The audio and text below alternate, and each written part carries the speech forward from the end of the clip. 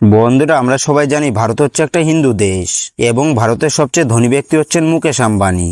তবে ভারতে এমন কিছু মুসলিম আছে যারা পৃথিবীর ধনী ব্যক্তির তুলনায় অনেকটা এগিয়ে আছেন এবং এনাদের কাছে মিলিয়ন মিলিয়ন ডলার নয়, বরং বিলিয়ন ডলার আছে। তাই আজকে আমরা জানবো ভারতের 5জন ধনী মুসলিম ব্যক্তির ব্যাপারে। কিন্তু সেটা জানার আগে তোমরা যদি আমার চ্যানেলে প্রথমবার এসে থাকো তাহলে ভিডিওটাতে একটা লাইক দিয়ে চ্যানেলটিকে সাবস্ক্রাইব করে দাও। এই তালিকার 5 নম্বরে রয়েছেন আজাদ মুপেন। আজাদ মুপেন হচ্ছেন ভারতের একজন স্বাস্থ্যসেবা উদ্যোক্তা। তবে তিনি 15টা হসপিটাল, 90টা ক্লিনিক এবং 200টারও বেশি ফার্মেসির মালিক। সেই জন্য তাকে ভারত সরকারের পক্ষ থেকে পদ্মশ্রী এবং ভারতীয় প্রবাসীর অ্যাওয়ার্ড দেওয়া হয়েছে। তাছাড়াও তার মোট সম্পত্তির পরিমাণ $2 বিলিয়ন। তিনি হচ্ছেন ভারতের একজন বিজ্ঞানী এবং ব্যবসায়ী। তাছাড়াও তিনি ভারতের বিখ্যাত ওষুধ কোম্পানি সিপলার মালিক। তবে এই কোম্পানিটা তার বাবা 1935 সালে প্রতিষ্ঠিত করেছিলেন।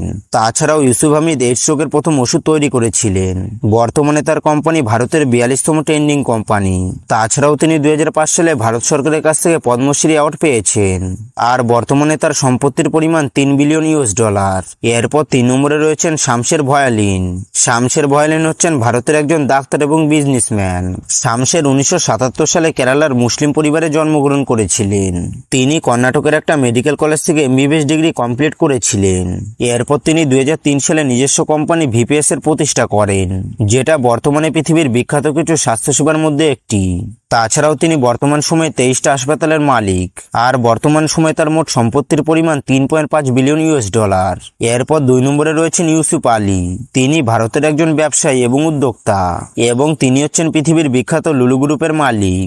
আর এই কোম্পানিটা বিভিন্ন শপিং মল এবং হোটেলের ব্যবসা করে। ইউসুফ আলী 1955 সালে কেরালা রাজ্যে জন্মগ্রহণ করেন। এরপর তিনি 2000 সালে লুলু গ্রুপের প্রতিষ্ঠা করেন, যেটা এখনকার সময় পৃথিবীতে 200টারও বেশি শপিং মল পরিচালনা করছে। তিনি 2005 সালে পদ্মভূষণ এবং 2008 সালে পদ্মশ্রী অ্যাওয়ার্ড পেয়েছেন। বর্তমান সময়ে ইউসুফ আলীর মোট সম্পত্তির পরিমাণ $9 বিলিয়ন। এরপর 1 নম্বরে রয়েছেন আজিম প্রেমজি। তিনি হচ্ছেন ভারতের একজন বিখ্যাত ব্যবসায়ী এবং ভারতের বিখ্যাত কোম্পানি উইপ্রো কোম্পানির মালিক। তাছাড়াও আজিম প্রেমজিকে পৃথিবীর 500 জন মুসলিম ব্যক্তির ভিতরে রাখা হয়েছে। তাছাড়াও তিনি গরিব মানুষদের প্রচুর পরিমাণে অর্থ দান করেন। আজিম প্রেমজি 2005 সালে ভারত সরকারের কাছ থেকে পদ্মভূষণ অ্যাওয়ার্ডে ভূষিত হন।